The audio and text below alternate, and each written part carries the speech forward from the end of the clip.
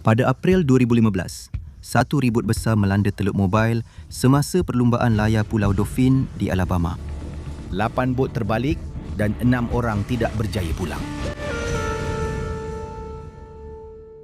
Perlumbaan kapal layar Pulau Dauphin ialah acara pelayaran tahunan di Teluk Mobile, Alabama yang bermula sejak tahun 1920-an. Acara musim bunga ini secara meluas dianggap sebagai satu sambutan budaya maritim pantai Teluk, menarik pelaut berpengalaman dan pelaut rekreasi, dengan komuniti tempatan turut menikmati pesta di darat. Perlumbaan ini sejauh 18 batu nautika bermula di Upper Bay dan melintasi garisan berhampiran jambatan Pulau Dauphin di sudut barat daya Teluk. Teluk ini mempunyai kedalaman purata 10 kaki dan keluasan permukaan kira-kira 413 batu persegi. Ia dilindungi daripada Teluk Mexico oleh pulau-pulau penghalang yang bertindak sebagai pelindung. Perlumbaan ini dianjurkan secara bergilir-gilir oleh 3 kelab kapal layar, Buccaneer, Fairhope dan Mobile Yacht Club. Pada tahun 2015, Fairhope Yacht Club bertanggungjawab menyelaras perlumbaan dengan 125 bot dan kira-kira 475 pelayar. Pada pagi 25 April, terdapat angin sepoi-sepoi di Teluk Mobile ketika para pelayar bersiap untuk perlumbaan ke pantai. Ron Gaston dan Hannah Blelek berlatih menggunakan terapis di atas Kayla, sebuah katamaran sepanjang 16 kaki. Ron berumur 50 tahun. Dia telah berlayar hampir sepanjang hidupnya. Dia mengikat tali abahnya dan bersandar ke belakang di atas air. Hannah berumur 15 tahun dan tidak pernah menaiki bot layar sebelum ini. Dia adalah sahabat baik Sarah, anak perempuan Ron. Hobbycat milik Ron, seperti kebanyakan peserta lain, cukup ringan untuk ditarik ke pantai dengan tangan. Di seluruh armada bot yang menyertai perlumbaan ini, terdapat bot perlumbaan yang dibina khas, kapal laut besar dengan kabin yang lengkap di bawah dek dan juga kapal yang lebih kecil seperti Hobbycat milik Ron. Kru-kru yang terlibat juga berbeza dari segi kemahiran dan pengalaman, sama seperti kepelbagaian bot dalam perlumbaan ini. Beberapa jam sebelum perlumbaan dijadualkan bermula, Pusat Ramalan Ribut memberi amaran tentang cuaca buruk di seluruh pantai Teluk, termasuk angin kencang, hujan batu dan kemungkinan puting beliung. Terdapat 15% kemungkinan angin melebihi 50 knot dengan kebanyakan amaran dikeluarkan antara jam 11:00 dan 15:00.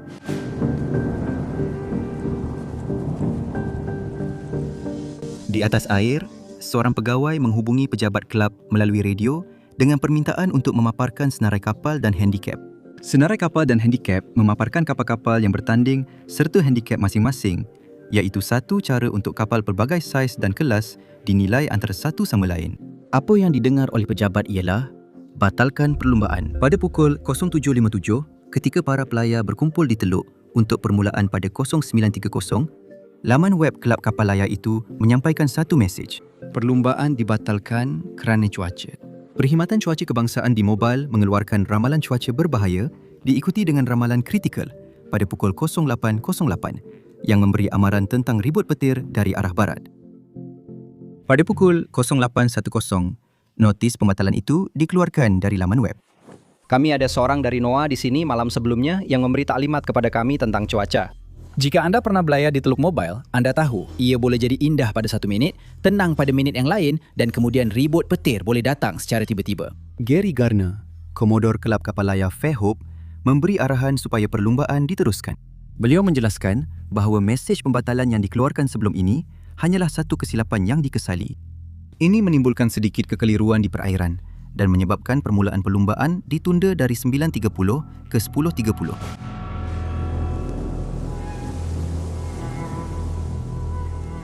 Ribut kini sampai ke pelabuhan Pascagoula, Mississippi, 40 batu barat daya Mobile. Ribut sedang melanda Louisiana pada kelajuan 40 knot. Pada jam 09.37, tiupan angin kencang 56 knot melanda pelantar minyak West Cameron Blok 17 di Teluk Mexico, diikuti dengan tiupan angin 72 knot di pelantar minyak West Cameron Blok 110. Gelombang cuaca buruk ini sedang menuju ke Teluk Mobile. Pada jam 10.45, bot-bot yang berlegar di Teluk Mobile bersiap untuk memulakan perlumbaan.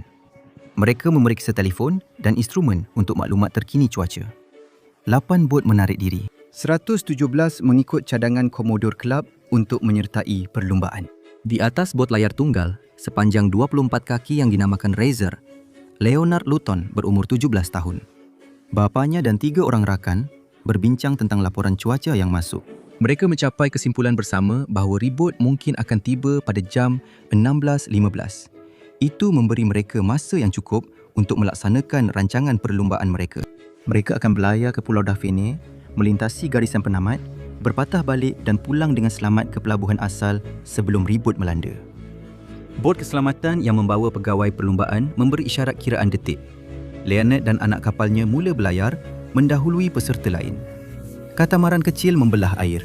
Rangka mereka yang ringan menjadikan mereka antara kapal terpantas dalam perlumbaan ini.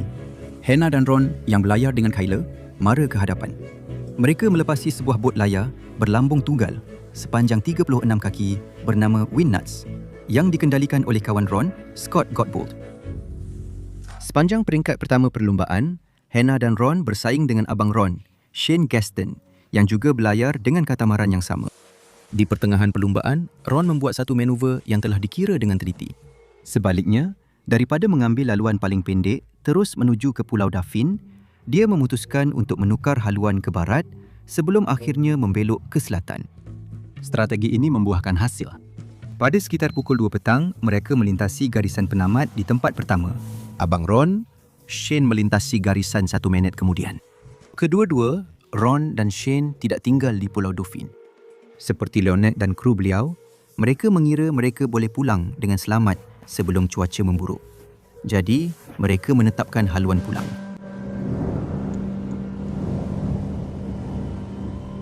Tidak lama sebelum pukul 3 petang, langit di sebelah barat mula gelap apabila ribut petir menghampiri Teluk Mobile.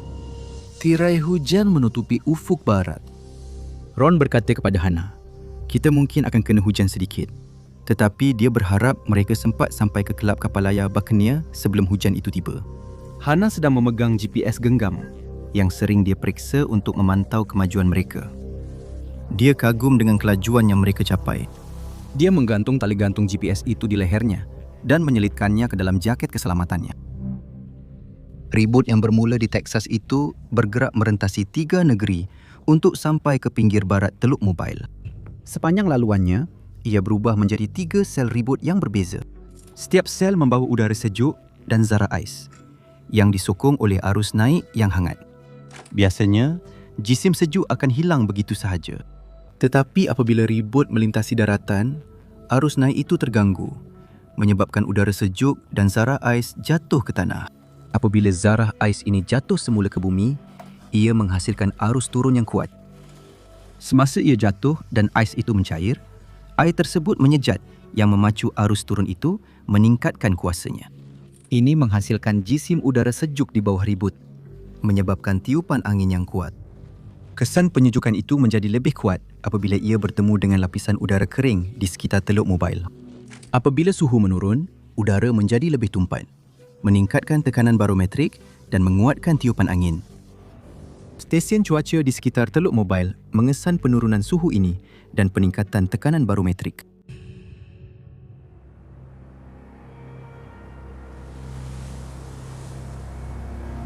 Tidak lama selepas jam 3 petang, angin berkelajuan taufan dan ombak yang menjulang tinggi melanda Teluk Mobile. Kilatan petir memenuhi langit, diikuti dengan hujan lebat dan penurunan suhu secara tiba-tiba. Ketika ribut semakin kuat, Hannah merasakan udara sejuk menerpa dan kemudian saat tenang itu dipecahkan oleh tiupan angin sekuat taufan. Bot mereka, Kyla, terbalik, menyebabkan Hannah dan Ron tercampak ke dalam air. Ron memegang Hannah dan tali yang terikat pada bot itu. Angin menyambar badan bot yang terbalik itu dan mula menolak bot itu menjauhi Ron dan Hannah. Ron melepaskan tali itu dan memegang Hannah. Kira-kira 3 pilu batu ke utara, Philip McNamara memulakan shift pertamanya sebagai pegawai bertugas pengawal pantai. Panggilan kecemasan masuk bertalu-talu. Pada panggilan ketiga, jelas bahawa satu kejadian besar sedang berlaku. Pengawal pantai segera bertindak. Pihak berkuasa bertungkus lumus untuk memahami skala kejadian itu, sementara para pelaut di teluk berjuang untuk terus hidup. Banyak bot terperangkap dalam ribut dan anak kapal berjuang untuk terus hidup. Pengawal pantai mengerahkan beberapa kapal dan pesawat untuk mencari mangsa yang terselamat. Apabila sebuah bot berada dalam kecemasan dan nakoda membuat panggilan Mayday, Panggilan itu mempunyai maklumat tertentu. Nama kapal, lokasi, jenis kecemasan dan bilangan orang di atas kapal. Maklumat itu memberikan pengawal pantai mandat yang sangat jelas.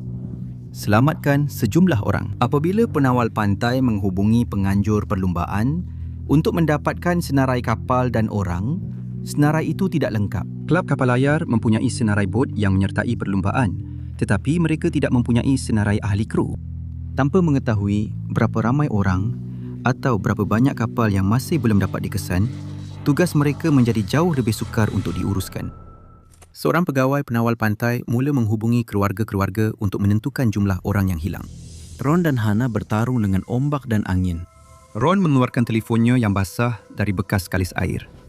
Hana berjaya mengarahkan penyelamat ke lokasi mereka menggunakan koordinat yang diambilnya dari GPS. Abang Ron Shane bergelut selepas botnya terbalik beberapa kali sebelum akhirnya sampai ke pantai. Pencarian dan penyelamatan diteruskan hingga ke malam. Remaja Leonard Luton dari kapal layar Razor dan anak kapalnya masih hilang. Mereka telah dibawa arus ke tengah laut. Selama 5 hari, antara 25 hingga 30 April, penawal pantai menjalankan 145 operasi pencarian meliputi kawasan laut seluas 7,500 batu persegi. Penyelamat bergerak dari satu kapal terbalik ke kapal yang lain, berharap untuk menemui mangsa yang terselamat. Selepas berjam-jam di dalam air, Leonard diselamatkan oleh pengawal pantai. Salah seorang anak kapalnya ditemui mati dan seorang lagi tidak pernah dijumpai.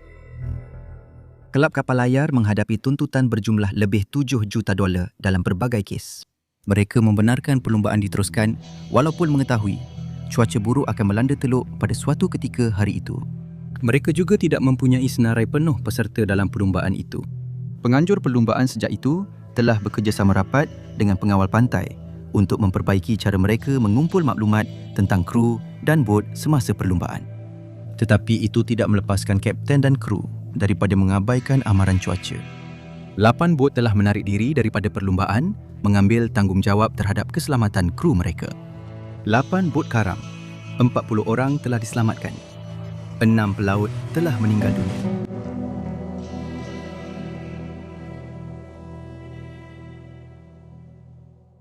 Terima kasih kerana menonton. Jika anda menikmati video ini dan ingin menonton lebih banyak video dari saluran ini tanpa sebarang iklan, sila pertimbangkan untuk menyertai Patreon kami.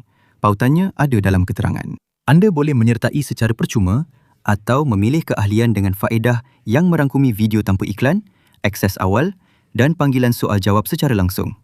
Saya tidak sabar untuk bertemu anda di sana.